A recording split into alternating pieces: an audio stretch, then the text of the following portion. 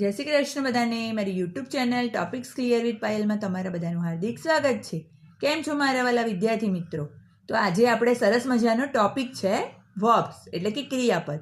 જો ઇંગ્લિશમાં આ ક્રિયાપદ તમને આવડશે તો ખૂબ મજા આવશે અને તમને ઇઝી ઇંગ્લિશ પડશે. તો ચાલો જોઈએ. Let's start. તો સૌથી પહેલાં છે એક્સેપ્ટ. એક્સેપ્ટનું ગુજરાતી મિનિંગ થાય સ્વીકારવું. એનો પાસ્ટ ટેન્સ થાય એક્સેપ્ટેડ અને પાસ્ટ પાર્ટિસિપલ પણ થાય એક્સેપ્ટેડ. સેકન્ડ છે એ છે એડ. એડ એટલે ઉમેરવું. ઉમેરવુંનું પાસ્ટ ટેન્સ થાય એડેડ, પાસ્ટ પાર્ટિસિપલ થાય એડેડ. એના પછી છે એડમાયર. એડમાયરનું ગુજરાતી મિનિંગ થાય વખાણવું. Past participle admired, past participle admired. એના પછી એડોર્ન. એડોર્નનું થાય શણગારવું. શણગારવાનું પાસ્ટ ટેન્સ થાય એડોર્ન્ડ અને પાસ્ટ પાર્ટિસિપલ પણ થાય એજ. એના પછી છે એડવાઇસ. એડવાઇસ એટલે સલાહ આપવી. સલાહ આપવીનું પાસ્ટ ટેન્સ થાય એડવાઇઝડ અને એનું પાસ્ટ પાર્ટિસિપલ પણ સેમ. એના પછી છે અગ્રી. અગ્રી એટલે સંમત થવું. એનું થાય અગ્રીડ અને અગ્રીડ. એના પછી છે અલાઉ. અલાઉનું મતલબ થાય રજા આપવી. એનું પાસ્ટ ટેન્સ અલાઉડ અને એનું પાસ્ટ પાર્ટિસિપલ પણ એ જ. પછી છે એનાલાઇઝ. એનાલાઇઝ એટલે પૃથક્કરણ કરવું. એનું પાસ્ટ ટેન્સ થાય એનાલાઇઝડ અને પાસ્ટ પાર્ટિસિપલ પણ એ જ.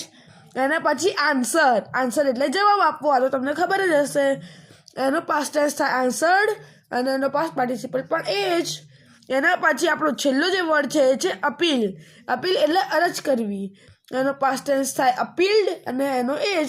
હવે તમને આમાં 3 વર્ડ્સ ખબર નહીં પડી હોય. સૌથી પહેલાં તો આપણે જે છે એ પૃથક્કરણ, પછી જે બીજું છે એ છે અરજ કરવી અને ત્રીજું છે એ છે સંમત.